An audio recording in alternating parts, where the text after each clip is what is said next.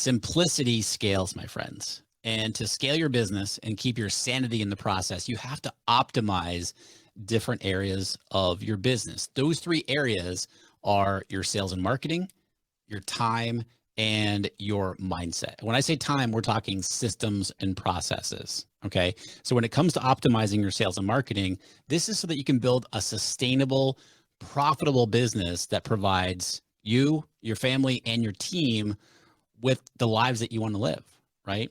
When it comes to systems and processes, optimizing them allows you to live life on your terms, because then you have a business that works even when you don't.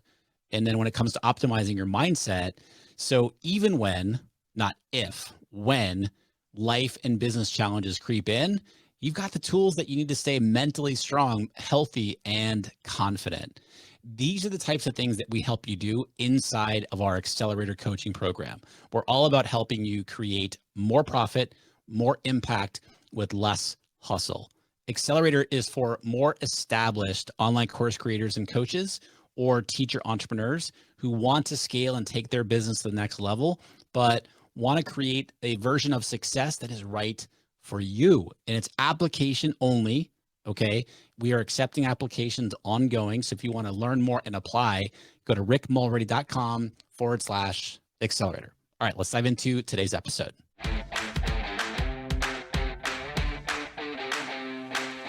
Hey, my friend, welcome to the Art of Online Business podcast. My name is Rick Mulready, and I'm an online business coach. I'm an ads expert, and most importantly, I'm a dad. And this show is where we help established online course creators and coaches create more profit, more impact with less hustle. All right, let's get into it.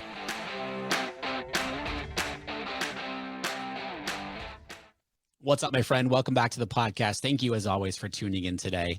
So I like to bring on people that share different vantage points, different viewpoints on doing different things. And my guest today really actually aligns with a lot of how I approach my business and how I approach helping our Accelerator coaching members. And that is the whole concept of, look, we're building our business around our life, not the other way around.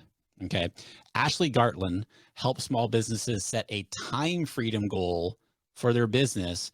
And then once that goal is set, identify the shifts and solutions that will help them achieve it so they can make time for what's most important to them, right? Whether it's just taking more time for themselves, whether it's more time with their family, friends, reading, working out, whatever, traveling, whatever it might be. Those are the things that it's most important. And it's about building a business that allows you to do those things. Okay. She's all about taking a subtractive approach, right? Let's remove things from the business and finding ways to do less better. I love it. Talking my language here. So I invited Ashley to come on and just kind of share how she has built her business. She's somebody that runs, as she calls it, I love it, a sustainable coaching practice. She works about 25 hours or less a week, leaving plenty of time for her to enjoy things that are most important to her, like long trail runs, books, and lots of family time. Okay. These are the types of things that I want for you as well. These are the types of things that we help our Accelerator coaching members with. Okay.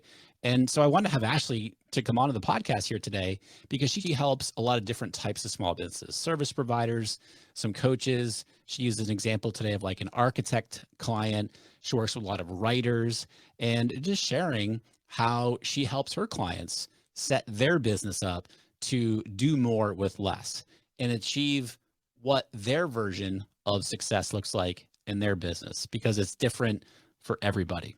So without further ado, let's go hang out with Ashley Gartland.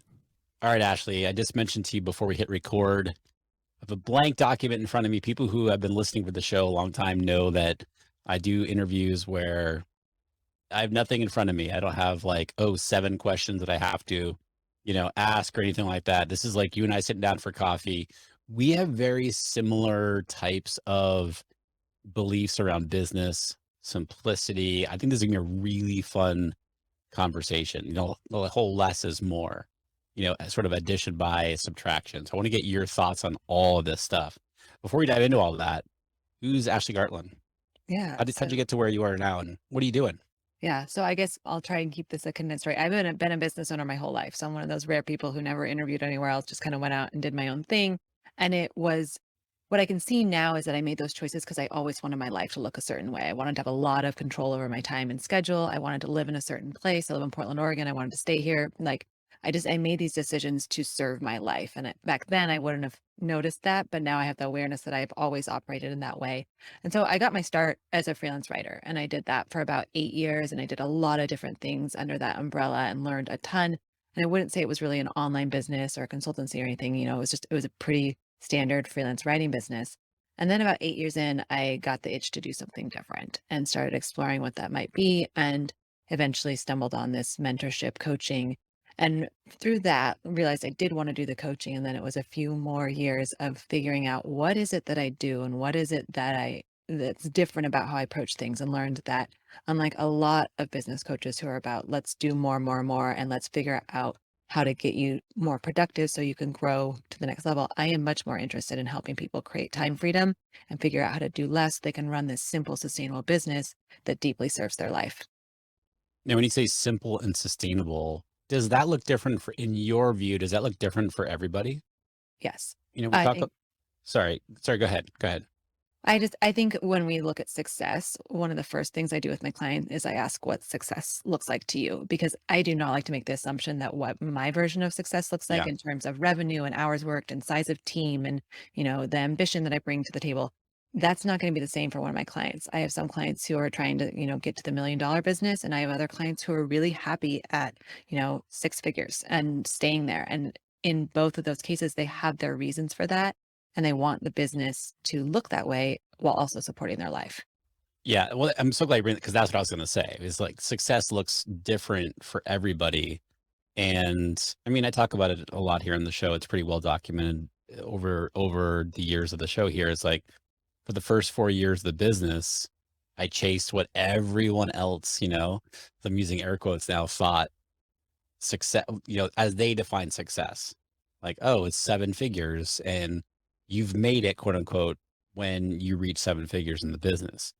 Very grateful I was able to do that in the first 4 years, but like how I showed up as a person, what it did to me emotionally and mentally and physically and all that stuff, relationships in the process really was damaging to me.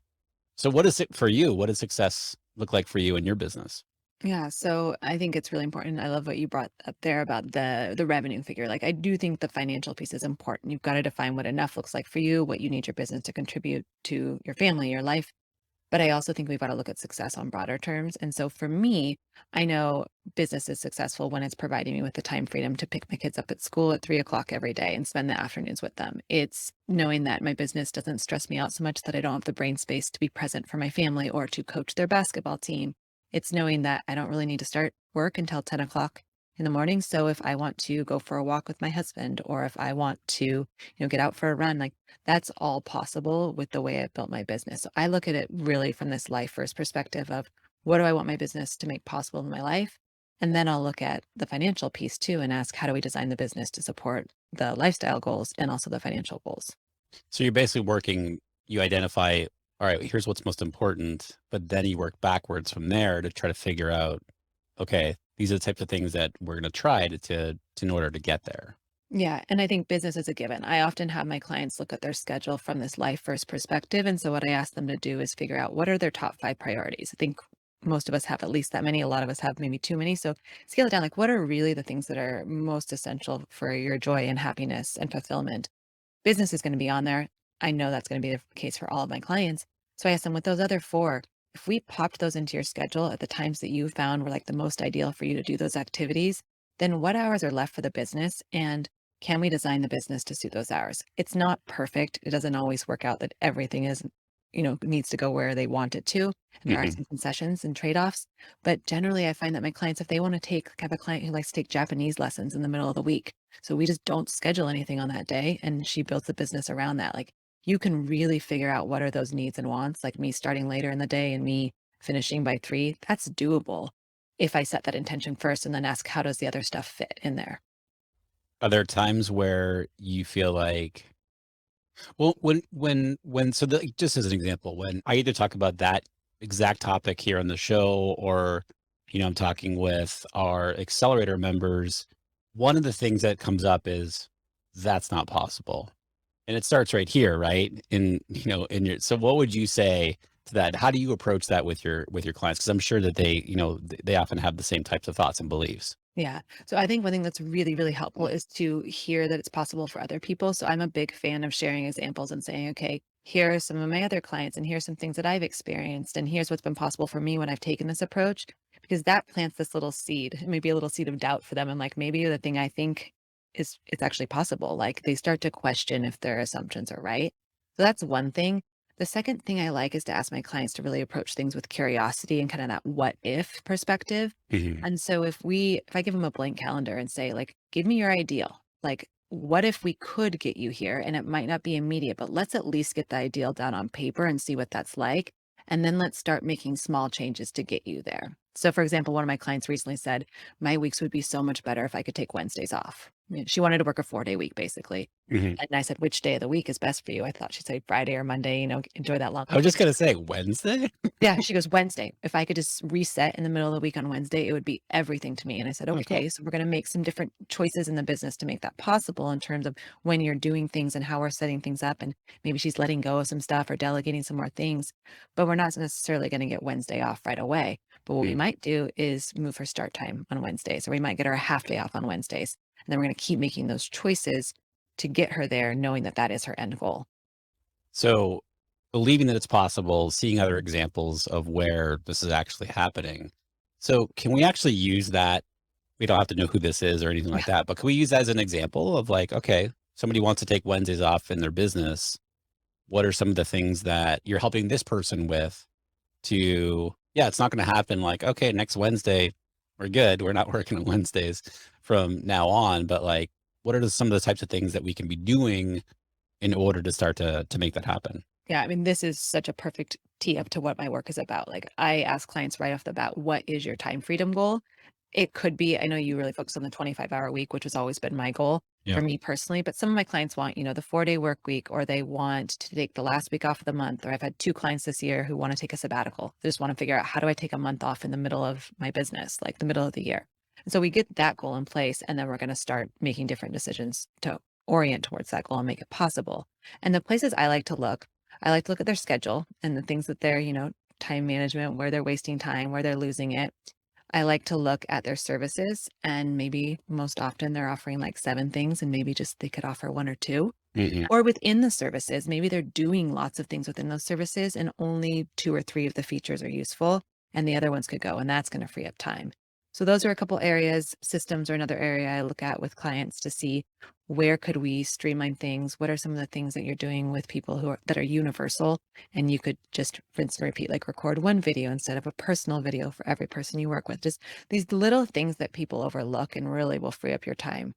So those areas, and then team, like looking at who could you bring in, whether it's a contractor or a right hand woman or man, like that you could bring on to support you and start delegating some things to free up your time. And then finally, I look at personal habits. I think, like you say, the mindset, like the Mhm. inner work is so important. So many of my clients are working more than they need to because of perfectionism, or they have a real need to over deliver, over prepare for things. And when we work on those habits, they're also able to free up their time. So I know I just gave you a lot there. We can follow up on any of those things, Yeah. but those are the levers that I like to pull. And it's different for every client. Some people have really great systems, but no support team. Some people have dialed their services in, but have really bad personal habits that are sabotaging their ability to enjoy time freedom. And we look at the different options and we explore and we make different choices. Yeah, you're right. There's a lot to unpack there. Yeah. Let's start with like that inner work there. Yeah. The perfectionism, you know, historically in my business, I haven't been able to do it. So why should I be able to do it now? That's one we often hear. Mhm. Um, so how do we start to overcome those things in that mindset? Just as an example, I like to say I'm a recovering perfectionist, but I'm being honest, it's still there, right? At the time recording this, I have been saying that I'm going to start my YouTube channel, like my Rick Mulready YouTube channel, for today is January 11th when we're recording this, 2.5 months. And if I'm being honest with myself, it is the perfectionist. Like Yeah. it's the like this has to be perfect, and like perfect is so subjective, right? And for me, for a while, it was like, oh, I don't have the right backdrop or the lighting or the microphone or the camera or whatever it is, and I'm like, there's no excuse because I have all that stuff right now, right? But anyway, like, okay, I'm at a point now where it's like, screw it, I'm just gonna do it. And I'm excited about it. But with that, so many people like that we help an accelerator, and like people who listen and listen to the show that I hear from, is that it is the mindset of that is completely holding them back, especially of I'm not sure I can do it because I haven't done it in the past. Right. So how do you broach that subject with your clients? So the perfectionism piece is interesting, right? Like I think what you're saying is showing up is like someone can't get themselves to do the thing they say they're going to do because of the perfectionism. A Yeah. lot of times where I'm working with clients on is like the perfectionism is making something that should take an hour take 4 hours, and suddenly they're like working 60 hours a week Yeah. because of that. So in either situation, I think you want to be aware that the perfectionism piece is coming up for you. Just practice that and kind of be curious and notice it. And then the next piece is I really like to invite people to decide where they want to be a perfectionist and where they use a little wiggle room to do kind of like the B level work. And Mm. I had a client message me last week that was like, this is the one thing from our partnership. She's like, this is the thing that changed everything for me, which is different for everybody. But for her, it was like this huge time saving piece. And it's like she can choose to do, she's a writer. So she might choose to do like perfectionism, above and beyond for her writing. But some of the other stuff that she does in her business, maybe the design and the graphics, the website, like maybe don't need to be up to that standard. And she can do B-level work there and get a really good product out, whatever it is, and move the business forward and like make things happen for her without spending too much time. I like how you put that. Like, all right, decide where you're going to put that focus and decide on what other areas that, all right, I don't want to use like let slip as the right way to say that, but like maybe that doesn't have to be up to that A standard that we think everything needs Mhm. to be at. What about the whole, like this actually just came up on our accelerator coaching call yesterday, where we're talking to somebody, and the whole concept of they had a procedure done recently, and it just really kind of gave them perspective of like, I'm just working way too much, period, in the business, and they want to step back, and they immediately go to team and stuff like that. But we first needed to unpack, like, well, how do you want to spend your time? Like, what are the types of things that they want to be doing? And they also felt like all the time that they weren't doing enough. Do you come across that a lot? Yeah, the not doing enough is really interesting. And so much of my work is around enoughness, like defining what enough looks like to you in terms of success, but also like what does enough work look like? Like you and I both know you could spend your entire day doing marketing activities just for your business and still not even be tapping into all Yeah. the things you could be doing. So I think it's really clear. I just wrote a newsletter about this as well. Like you've got to understand like what enough looks like to you in terms of the effort you want to put into your business in order to get the output that you want, and that doesn't look like being everywhere. Like if you check out my business, you'll see I'm not on really hardly any social media channels. Like but I know what works for me and I know what is going to lead to the results. And so I choose to show up for those things. And like you're saying with this client, I think it's really about deciding what are the things that you want to do and what are the things that are going to create the results that you want. And then choosing to either let those other tasks go or those other things go, or delegating them to team. I've done both.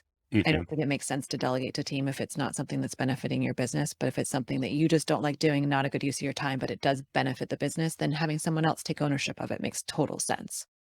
Now, with that, you're absolutely right. I totally agree. Like with that, the whole concept of fear of letting go of control. And so that came up, and that is so common with so many of us, myself included. I've really struggled with that over the years. And when, to go back to your client example of I want to take Wednesdays off, there's going to be a level of letting go of control in some fashion there. Mhm. Can you speak to that with like that specific example in mind? Yeah.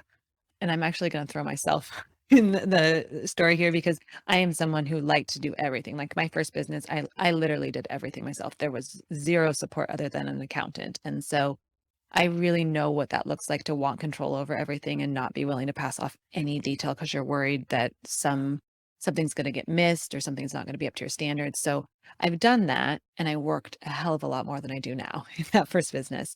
And so in this business, I really had to learn to let things go. And that was not an overnight, like flip the switch. Okay, here, I'm going Yeah. to give team all these things. It really, for me, started with, okay, I'm going to find someone to take on a couple of projects with me. And I'm going to learn how to build trust in other people doing things for me. And I'm going to learn how to communicate what's important to me and learn to let go of some of the things that are, nitty gritty nuances that are important to me, but maybe aren't essential for certain projects or stuff, like certain design things or certain copy things that are important to me, but maybe not essential. So that's the same thing I help my clients with. This client that wants to take Wednesdays off, she happens to have a lot of team support in her business right now. She needs to learn how to lean on them better and Mhm. exercise that trust and be able to delegate. She may also need to bring on some different people that she can trust more or that have different skill sets so she can pass some things off.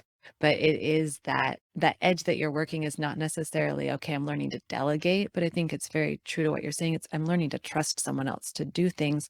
I'm learning to communicate my wants and needs to someone else. And that's not going to be perfect right out of the gate. So I always tell my clients when they're bringing on support, like expect it to be rocky for the first month or two at least, Yeah. because you're learning so much about each other. You're onboarding somebody and teaching them about your business, but you're also learning so much about how to communicate your own wants and needs. And you've got to give yourself time and space to make that happen. And then it gets really good. You just got to like wait for that You have point. to be patient for that. Yes. What's your thought process on hiring? This is a topic that comes up almost every day. And I think everybody looks at this a little bit differently. So I'm really curious what your thought is on, you know, really like the order of hiring, if you will. Like, okay, who do I hire next? Then who do I hire? Mhm. I think what I've seen a lot is the knee jerk reaction is like, I need to hire a VA or I need to hire an OBM. And that was one of my first hires. And it absolutely made sense for my business. But I know for some of my clients, that just doesn't make sense. So one of the first things I have them do is make a list of all the tasks they do in their business. And it's a really long list for some people, it goes on for Yeah. pages and pages. And we really make sure that we've got it all down. And then we start looking at what are the activities on that list that are draining to them and what are the activities that are energizing. The things that are energizing, 9 times out of 10, they're going to keep. It's going to be their thing. It's probably their zone of genius, their expertise. Like they actually have to be the person doing it. The other stuff we start looking at, like, okay, how can we group these tasks into something where someone else could take it on? So sometimes that is an OBM, a VA, someone who can take on quite a few varied tasks. But sometimes it's like I have a couple clients who are designers and it doesn't make sense for them to hire a BA. What they really need is a junior designer to take on some of the lower level design Mhm. work or to prep files and get them ready for clients, to put together presentations, like that sort of thing. That's actually the thing that's going to free up their time. When them hiring a VA to, post to social media or something doesn't actually do the thing they want done. So we really have to look at it. It's nuanced, right? You've got to not make the assumption that what someone else is saying you need is what you need. You've got to actually like dig in and look at what you want to delegate Yeah. and then ask who's the right person for this. And sometimes it's a generalist and sometimes it's a specialist. How often are you coming across people who are really quote unquote successful in their business from a revenue perspective, but they're just couldn't be more unhappy and Yeah. stressed out? Who are working like the 10 to 14-hour days. And I come across those people a lot because that's who seeks me out. It's generally a lot of my clients are ones who've had fast success. They were Mhm. kind of one of my clients said they were building the train or laying the tracks while driving the train. Like, and it was just like very fast because they're in an industry where there was a huge demand for their work all of a sudden. And the clients came in the door. And so they just started receiving and doing things. And then they didn't have a strong business foundation to build on. And so those clients will often just solve that problem by working a ton and being miserable. And they often think that the solution is shut the business down. This is not working. This is not happy and fulfilling to me. Or this is the cost of doing business. And I just Mm. like, this is what it means to be a business owner. This is what people talk about when they talk about hustling. And these are my only two options.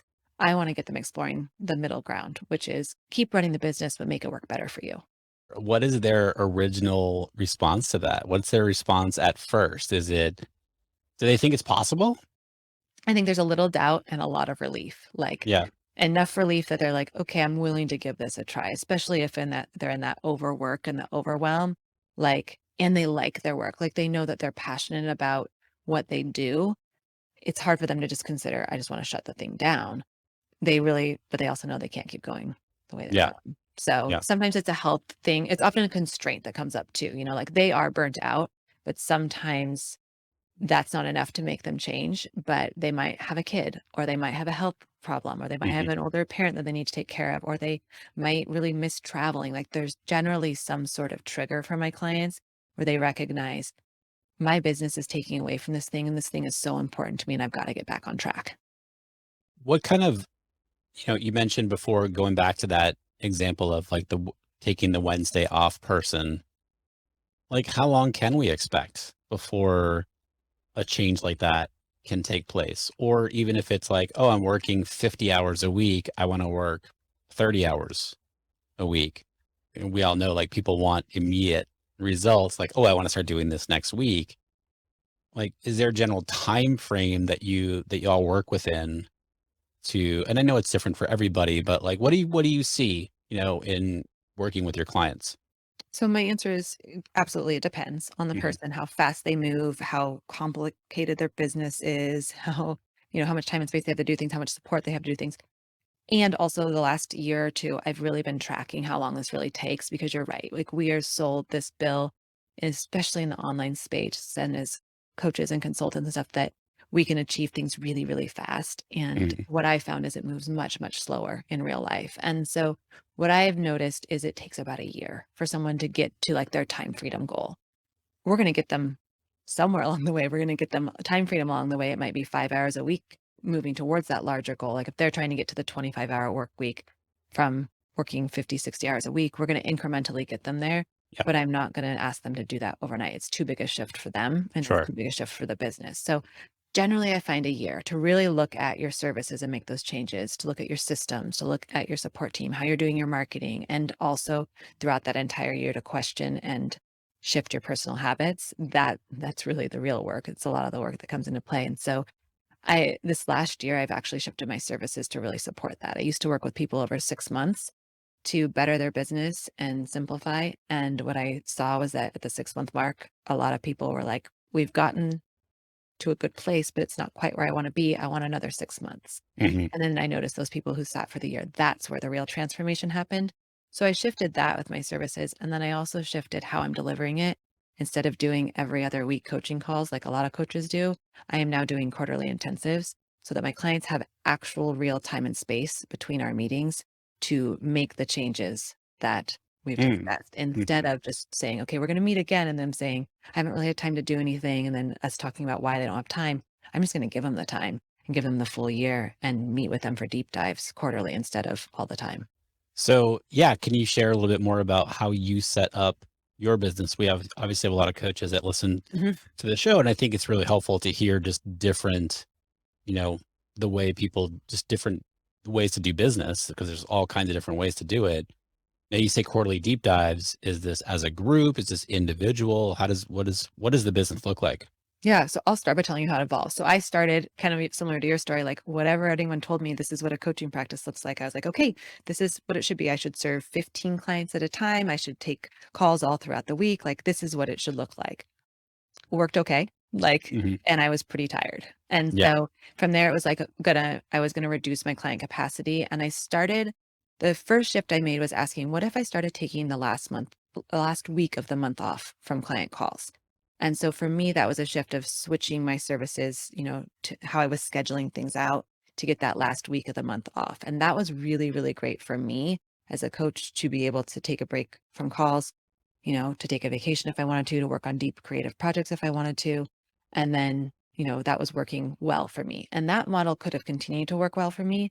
The thing I was noticing is that my clients needed more time. Mm. And so those every other week calls I was noticing for the people who were doing these really deep work in their business were starting to say, like, I'm still working on that. And we could do the work together. But I was like, what if I just gave them more time? So I had this like 6-month coaching partnership where we met every other week. And then I was taking the last week of the month off, and that was good.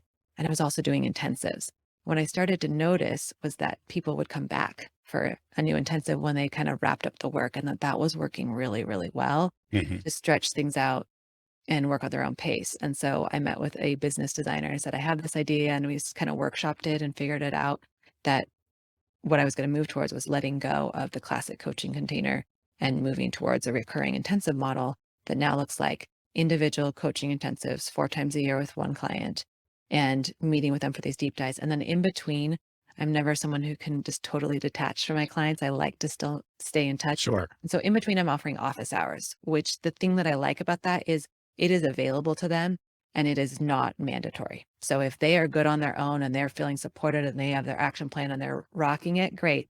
If a question has come up or they need support on something new, they can come to office hours. But that way it really plays into the time freedom thing. I don't want them showing up if they don't need to. I'd rather they go sit in the sun and read a book. Sure. Yeah.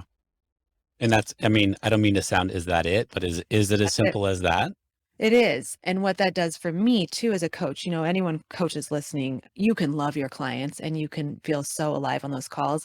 And if you are also, I'm an introvert, like, and somebody who can only do so much pouring out, Yeah. I need to keep a little bit of that for my family and myself and my community and stuff. And so for me, what this does, it took me from like 30 calls a month to like 6 calls a month. The calls themselves are longer, but I'm seeing fewer clients and I'm going deeper with them. And that very much aligns with what I want my business to look like. Yeah.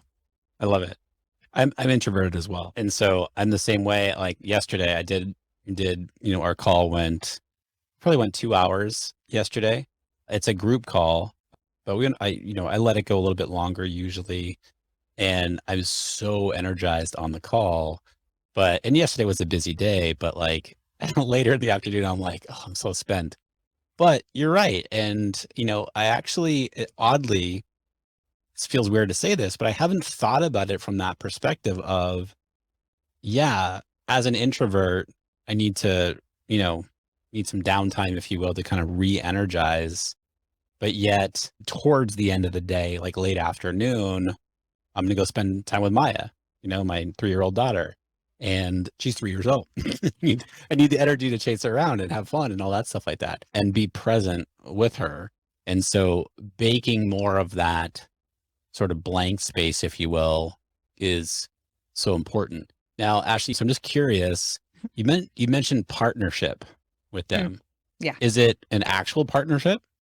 Not in terms of like a revenue share partnership Oh, like that. okay. I know some coaches do and works great for them. Yeah. No, it's how I see it. I've never put myself up on a pedestal and been like, I'm the one leading you. I see myself as I'm collaborating with my clients. And so it Yeah. feels very much like a partnership where we're making decisions together and I'm mentoring them.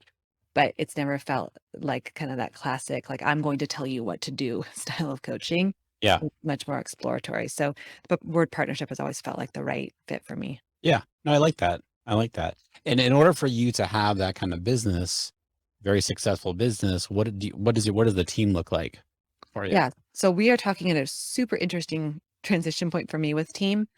And I'll be super transparent around this. So I am like revisiting my ideas of team. My team has recognized that the things that I most need are not the things that they've kind of moved in a different direction with their skill set. Mhm. So I'm in a place now where I've let go of some things that I don't feel like I need support with. And I'm also trying to decide who's the right person now to bring on for these remaining things. My business has changed. I've let go of so much that there's not as much I need support with in terms of marketing and things. And there are still some things that I'm going to need a little bit of support with. And so it's going to be this next season about figuring out who that is.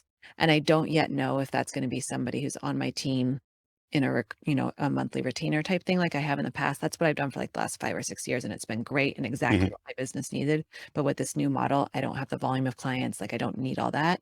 And so it may look like a retainer, VA, someone support person coming in. It may also look that I'm starting to explore. I just hire contractors through various parts of the year. And I have a really great connection friend who does that. And that's worked great for her business. And so that's another option to explore is team doesn't always have to look like a right-hand person or a recurring, retainer support. It could also look like I bring in the right person for me for contract for a short period of time. And then I go out on my own again. And then you rinse and repeat on that. So full transparency, that's what it's looked like in the past. And it's been Mhm. great. But with the business model shifting, and I no longer have the needs for team that Yeah. match my past team. So exploring new options. You teased the answer to my next question. Where do you find help for your team, but also for your clients and they're looking to hire? We all have our different ways. Like, what are the different avenues that you recommend? Yeah. So my two favorites, and I think these are often overlooked. And I think most people just go post somewhere, just put up the job listing somewhere, Yeah, and that you can get someone, but you can also get a abundance of applicants that can be a lot to wade through. The way I found every single team member in the past has been to ask people who do something similar to what I do, mm, who they love working with, like to ask other coaches who is a great OBM who you love working with, or to ask someone who runs a podcast, who do you use for podcast production? Who's your editor? I hesitated to do that up front because I thought it was gonna be poaching those great people from their team, but what it turned out is they were only working in other people's businesses, 10, 15, 20 hours a month, and those providers would love to give them more work. Like, they loved what they were doing, they would love to see totally. them be more successful. So, I found my OBM that way, my designer, podcast team, like, all of that was through that method. The second way that I often have clients do it is look at their own audience. Like, Mm, send it out to your newsletter, put it up on social media. There are often people who follow your business and who deeply respect you and would be a great fit for a hire, and you don't know that they're there. So I always say publicize it with the people who are already following you as well. yeah, I'm loving this, by the way. I'm like, this is right up my alley. So, with talking about team, I know that one of the things that you mentioned when working with your clients, and this is something that we do as well, is, and I'd love to hear both from your perspective for your business and also maybe share an example or two from your clients, is like focusing when we're reducing hours, we obviously have to make sure the hours that we are working are highest leverage activities. So, how do you decide for yourself and your business what are those things that you're going to be focusing on or somebody on your team is going to be focusing on? And then also for your clients, like, how do you help them figure out, oh, okay, you're going to be working this many hours. Okay, we're going to take Wednesday off. We've got Monday, Tuesday, Thursday, Friday. This is how we need to be spending those hours because, you know, we are cutting some hours from the Mhm. schedule. So I would say two categories, right? One is, what are the revenue generating activities? Like, you've got to be looking at those. And for my clients, most of my clients aren't trying to get out of their business. They want to keep doing the thing that they do, the consulting, the speaking, whatever it is, the coaching. They just want to do a little less of it, or, Yeah. delegate the other stuff. And so I know for most of my clients that there are going to be blocks on their calendar they're going to be delivering the service themselves. And so that's going to be on there. And then I also would say the things that you're really excited about that are really deeply fulfilling. I'm not someone who's going to say pass that thing off just because it's not a revenue generator. Like, one of my clients recently said, I really want to make time to do my email newsletter this week. And she also, or this newsletter this year, and she hasn't been doing it. And she goes, and I also, want to keep maintaining these working hours. And my first question was, why do you want to do the newsletter? Because it doesn't drive revenue for you. It's not how your clients find you. It's not at all necessary for your business. And she said, because it's like deeply fulfilling to me. It's how I get great ideas out into the world. It's how I start interesting conversations in my industry. It's really important to me. So while we could argue she doesn't need to do the newsletter, or she could delegate it to someone else, I wasn't going to push back on that reasoning. So she Yeah. gets to keep those activities, but she's an architect. And so the thing that she's going to give up is the drawings. Like, she's not going to be doing the final drawing set for people. And that is going to save her tons and tons of time. Yeah. So it's a revenue generating activity, but not one that she needs to do. Sure. So that's often how I look at things. I want people to figure out what are kind of their things for me. Like, I know that in my business, I'm going to be the one coaching. I don't have any coaches under me. It's just me. Mhm. And I'm also the one who creates content. So whether that's podcasting, my audio course, the writing I do every week, that's going to be me. And I have considered delegating that. Like, maybe I delegate the writing, but I'm a writer and it just makes sense for me to do it. And I love it, and it takes an hour a week. So that's worth it to me. But what I can delegate is, I don't need to be the person scheduling the newsletter. I don't need to be the person editing the podcast. Like, those are things in the past that I've delegated because that doesn't require anything unique from me or my expertise. It can be done by someone else. So sometimes it's also not passing something off, but kind of just figuring out, where do we pass the baton, Yeah. and they take on, generally like the production side of it, where I handle creation. With that, by the way, I'm like, wait, an hour a week for your email, for your writing? That Like, took a lot of that was my thing. It used to take 4 hours and spread over 2 days because the perfectionist in me was like, "This has to be brilliant. This has to yeah, be, I'm a writer. I've got to do this." And now I recognize the newsletter serves a point and a purpose in my business, yeah, but not a 4 hour. If I work 25 hours a week and I'm spending 4 on the newsletter, we've got a problem. So yeah. I have a process that helps me get into it. And a lot of it is like, this is an area, even as a writer, I can do B-level work here and I still get, engagement and responses and the idea still gets out into the world. All right. I have to ask, since you said that, what is the process for you to get into it, for you to get into the email?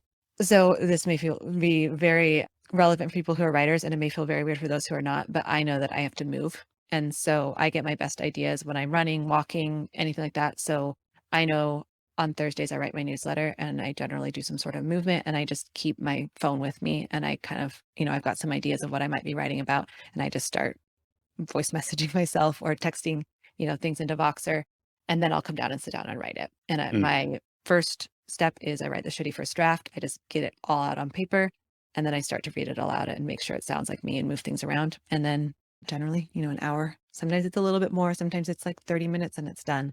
But my newsletter is very storytelling based. It's always focused on one topic. Like there's not lots and lots of different things going on in the newsletter. So it is very simple to write too. yeah. Is the how big a role does your newsletter play in your getting clients? Where are most of your clients coming from? Because what I don't hear is you're doing all kinds of different marketing. Mm-mm. Like, what are you focused? But you got your podcast, you have your email. Where are the majority of your clients coming from? So podcast, email, and collaborations. So a lot of times, collaborations meaning like you and I talking on a podcast, I might find, Mhm. connect with some people there. Me going into a membership community and giving a talk on how to create time freedom in your business or how to design your schedule in a way that's very life-giving. That is what introduces people to me, Yep. is that, that's the first step. And then the podcast and the newsletter are actually more of a nurturing thing than something that's not generally how people find me in the first place. It's the thing that they go to next to confirm, yes, I like this approach. It's resonating with me. So for me, like that's where I say the newsletter isn't like the thing. It's more important for me to do collaborations and prioritize those. The Sure. newsletter is important to keep people engaged and to get those ideas out there. And the podcast and the newsletter, interestingly enough, also serve a role for my clients. Like there's a lot of my clients who listen to that and who are subscribed to the newsletter. And sometimes the things that I talk about there aren't things that I've talked about with those clients yet or aren't something that they've considered. And it gives them an idea that we then roll with into coaching. And so that's really fun too, because Mm, then it serves a dual purpose for yeah. prospective clients and current clients. I love it. What do you have any other examples of with your clients? You mentioned the architect, in the architecture field. Any other, maybe like a coach, for example, who is maybe doing all of the things, schedules all over the place, but then honing that down into, okay, they want to work X amount of hours a week. These are the types of things they need to be focusing on.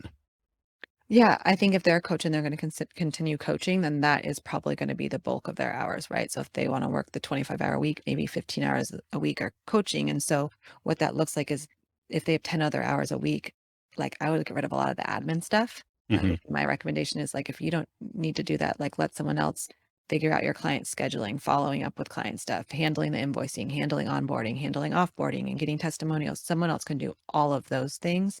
And then with marketing, I think that's the other kind of big bucket that a lot of people are spending their time on. I like to ask my clients, well, how do we do less there for starters before delegating things? Like, maybe you're doing 5 marketing activities and maybe only 3 of them are actually doing anything for your business. So maybe you let the other 2 go completely, or maybe you keep them but do a little bit less, less posting, less using those platforms.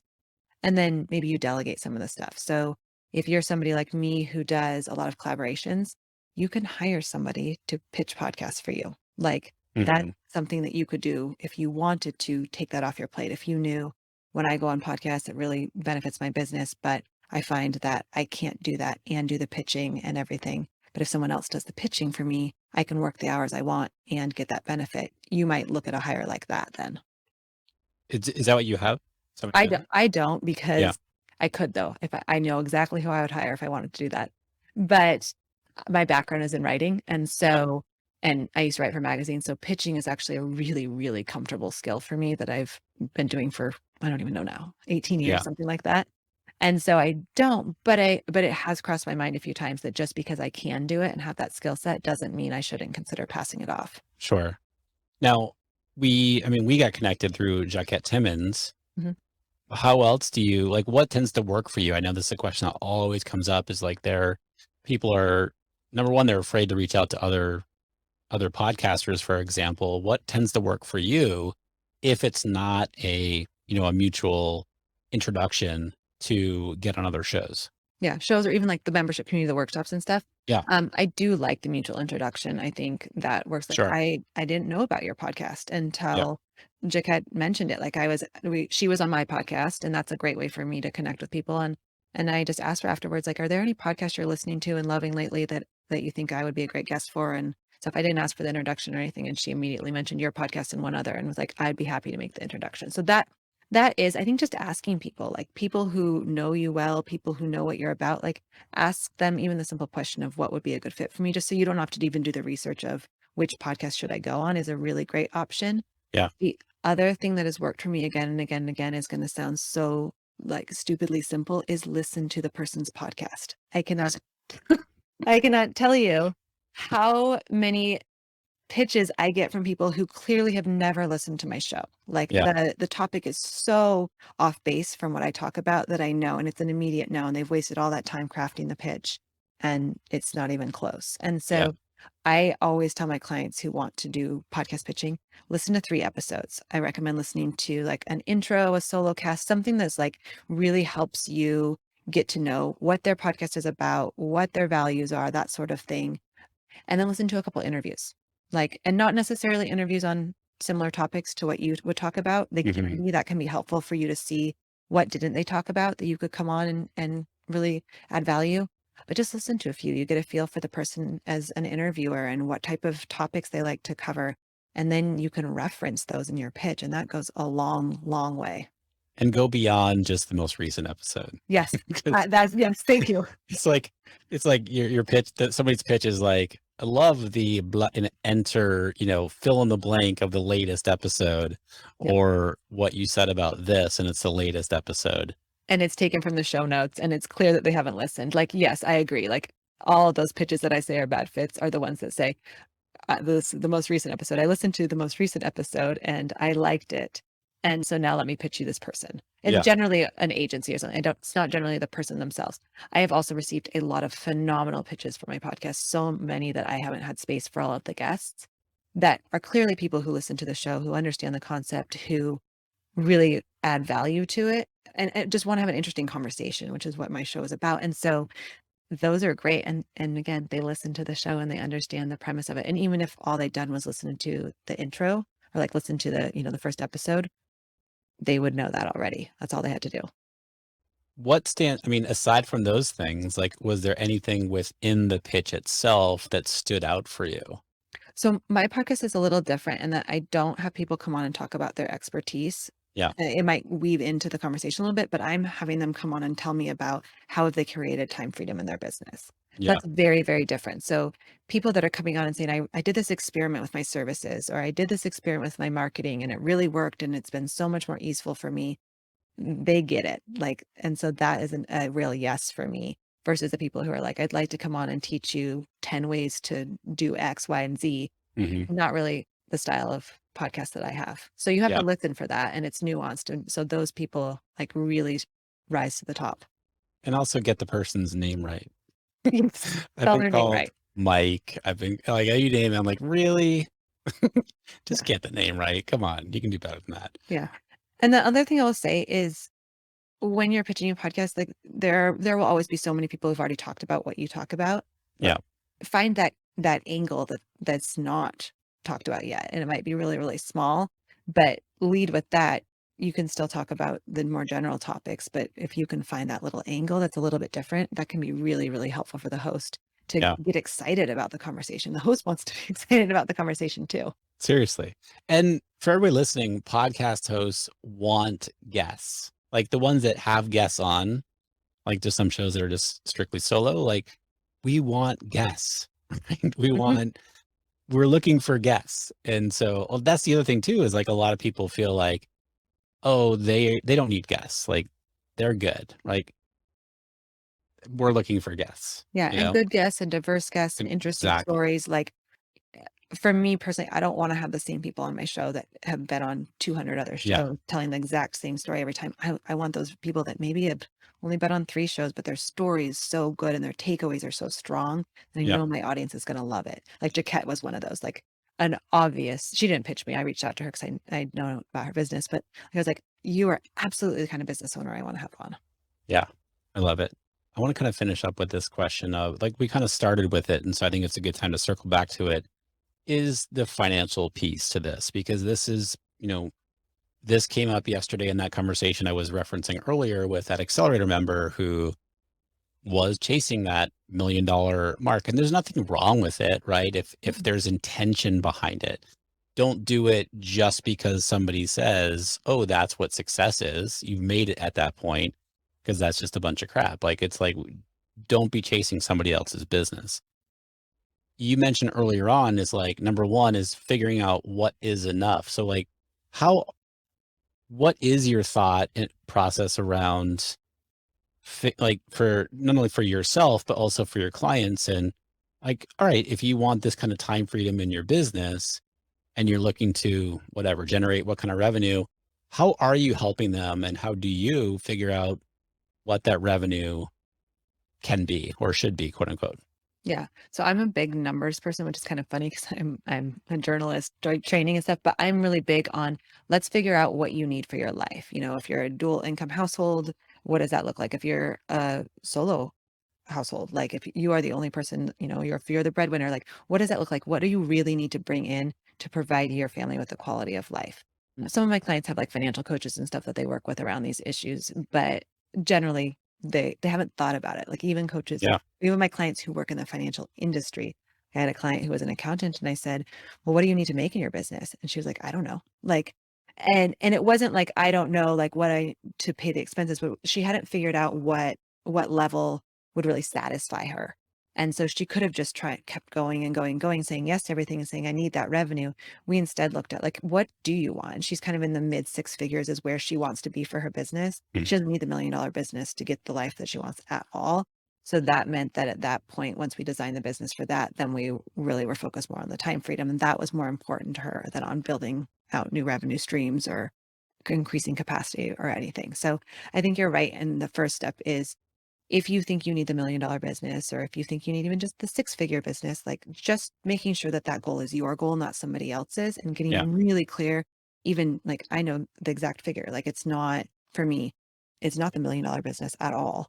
Yeah. And it's also not the $50,000 business. I know what I want and what that needs to look like. And I know the hours and the capacity of clients I need to serve to reach that point. And Sure. so that's the first thing is really figuring out that detail. And then you make all the business decisions with that goal and for me, the time freedom goal, the hours worked goal in mind. Yeah. I love it. It was doing things with intention, right? Yeah. And I don't mean to laugh like people there's so many people who can't answer that question of like what do you actually want? And I was one of those for years and years. Like it wasn't actually until the last few years that I was able to figure that out, meaning like, oh, you know what? Chasing this $1 million, I mean, it's amazing, right? I'm not trying to like make light of it or Mhm. lessen that or anything like that. I've had plenty of students tell me they're like, I just want $1 million is my goal because I want to say I hit it. Yeah. Like, And that's great, right? okay, amazing. You have a reason for it, but you're not chasing somebody else's version of success because that's what you keep hearing. Well, and it's how you get there. And I get the sense that this Yeah. is very true to the work that you do too. Like I've had clients that I've worked with for years and their goal is the $1 million business, but it is not the $1 million business in 2 years' time. They Yeah. know that that is the goal and they are not willing to sacrifice time with their family or their health to get there. And so it's sometimes it's about changing the timeline. And this was very true for me at the beginning of my coaching practice. I, went and got my coaching certification and I had peers around me who very quickly hit 6 figures. And it took me like 3 or 4 years, to be honest. And Mhm. the reason was because I wanted to work 15 hours a week in my business because I had a 3-year-old and a 1-year old at home. And I could have put them in daycare, and that would have been a totally fine choice. and I could have, stopped my runs and stopped taking care of myself, but I didn't want to. And Yeah. so I recognized that, yes, my business will hit the six-figure mark and it will grow beyond that. And like, but I don't have to rush to get there because right now it's doing exactly what it needs to in terms of bringing me in the revenue I want for this season of my life and providing me with the lifestyle I want for the season of my life. And then I just check in year to year. Sometimes it's a growth year. And like last year, my goal was to make exactly what I made in 2020, but with more ease, more time freedom, less stress. And Yeah. achieved that, grew a little bit, but that wasn't the point. Like the point was that I hit that close to ballpark number and enjoyed a lot more ease. And then what is it for this year?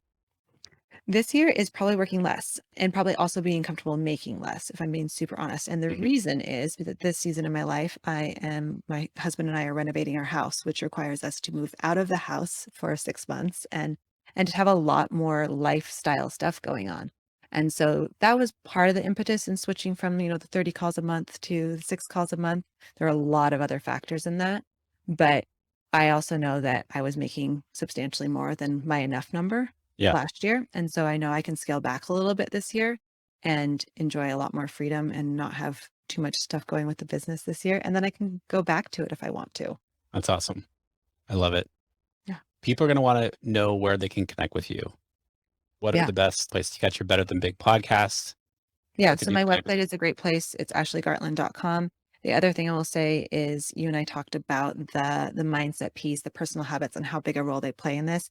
I do have a short audio course that focuses in on 15 like short, like 10-minute lessons that I have found that have been real game changers for my clients. And they adjust this habit or this personal mindset, and suddenly they're able to create a lot more time freedom. So that's at ashleygartland.com/do less, live more if people want to check it out and see if that would be helpful for them. Awesome. Does that get people into your podcast? The do less, live more, Yeah. like get them. Like does that get them listening to, because this is something that Mm, we're starting to play around with too, is like, all right, if they're listening, if they're not a listener of the podcast, we eventually want them we want to have them listen to the podcast. So offer something in audio because they're listening, they're getting used to listening, the natural progression to listen to the podcast. yeah, it's funny for me. It's flipped. It's more like they're listening to the podcast, and when they Okay. want to take the work deeper, they'll go take this audio course, which is much more aligned than saying like the thing I love about it is you just plug in your headphones. There's no worksheets, Yeah. there's no videos. I ask a lot of questions in there, things to think on, but it's not a heavy lift. So people can, listen to that 10-minute lesson a day and they can make real shifts in their business without requiring more time.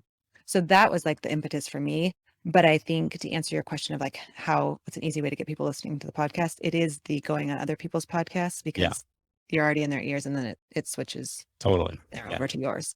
But I could see it working that way. I don't know anyone who's done it that way, but I could see it working, shorter audio course leads them into free podcast content for sure. And other way around, like you're talking about, Yeah. great way to build your list from your podcast.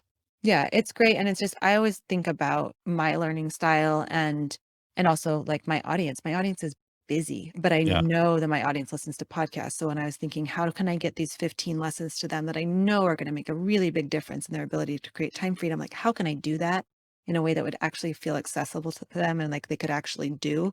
And the audio course like made so much sense for that. And I've had people say they binged it in a week, and other people say they listened to, one lesson a week and they really paced it out, and or that they just listened to 3 lessons, the ones that were applicable to them, and they got the benefit they wanted. So the accessibility there is important to me because it's Yeah. gotta work for your life.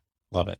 Guys, I'll link everything up, all the links that Ashley's talking about in the show notes for today's episode. Ashley, thank you so much for coming on here. Really appreciate it. I love this conversation, as I was telling you earlier on, and thank you again. Appreciate it.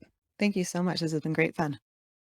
Hey, my friend, for years, I have been looking for the one tool that allows me to do things like host my courses, host my online trainings, create sales funnels, landing pages, webinar pages, etc. Something that allows me to look at, get a snapshot of a dashboard of all the stats. What is my lifetime customer value? What is it costing me to acquire a customer, etc.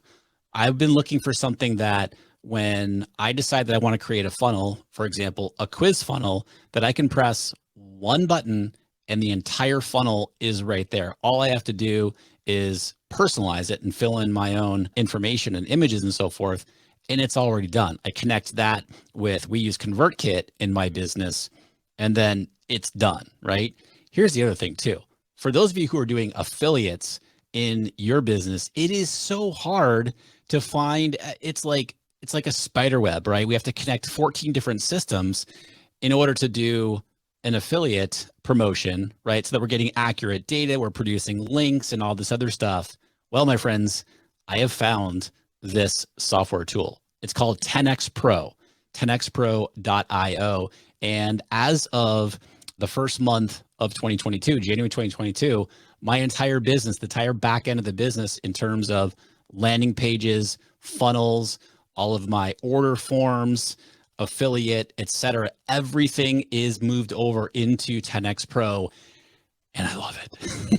I love it. So I want to invite you to check it out, right? They run amazing specials. I think for when I signed up for it in mid 2021, I did like $1 for 30 days or something to try it out. And I got about 10 days in, I was like, sign me up. And then I became a yearly customer. And now I'm very proudly promoting 10x Pro. So if you want to check it out, if you're looking for this type of solution to simplify your business and not need 5 different platforms and tools and save yourself a whole bunch of money in the process, which is something that, hey, I love doing, right?